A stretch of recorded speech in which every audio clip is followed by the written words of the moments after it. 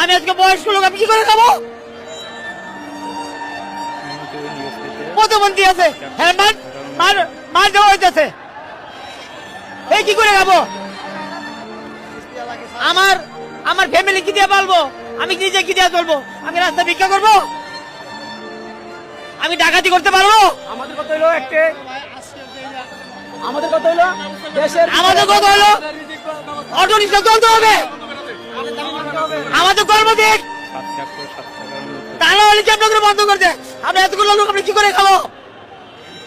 দেশের ভিতরে বড় ধরনের অভাব চলতেছে। দেশের ভিতরে সরকার নাই, তাই বলে কি এই অভাবের ভিতরে কর্ম করে রাখতে পারি না? আমাদের কি খাওয়ার জন্য কেউ দেওয়ার মতো কেউ নাই? দেওয়ার মতো কেউ নাই? আমাদের অটো রিক্সা চলতে হবে, আমাদের অটো রিক্সা বন্ধ করলে আমাদের কর্ম দিতে হবে।